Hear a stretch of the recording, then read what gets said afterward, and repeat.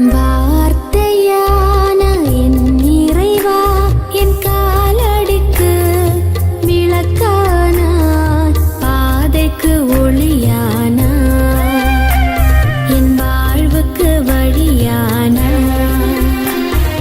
வார்த்தையான என் இறைவா, என் காலடிக்கு விளக்கானாய், பாதைக்கு ஒளியானாய்,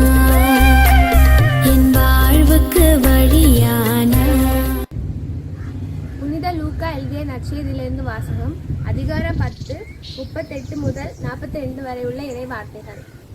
அவர்கள் தொடர்ந்து சென்று கொண்டிருந்தார்கள். அப்போது இயேசு ஒரு ஊரை அடைந்தார். அங்கே பெண் ஒருவர் அவரை தம் வீட்டில் வரவேற்றார். அவர் பெயர் மார்த்தா. அவருக்கு மரியா என்றும் சகோதரி ஒருவர் இருந்தார். மரியா ஆண்டவருடைய காலடி அருகில் அமர்ந்து அவர் சொல்வதை கேட்டுக்கொண்டிருந்தார். ஆனால் மார்த்தா பற்பல பணிகள் புரிவதில் பரபரப்பாகி இயேசுவிடம் வந்து, ஆண்டவரே, நான் பணிவிடை செய்ய என் சகோதரி என்னை தனியே விட்டுவிட்டாளே, உமக்கு கவலை இல்லையா?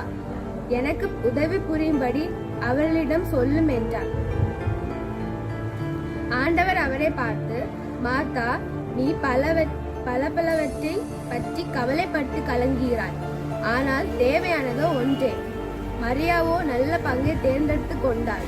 அது அவளிடமிருந்து எடுக்கப்படாது என்றார். இது கிறிஸ்து வழங்கும் நற்செய்தி. கிறிஸ்துவே உமக்கு புகழ்.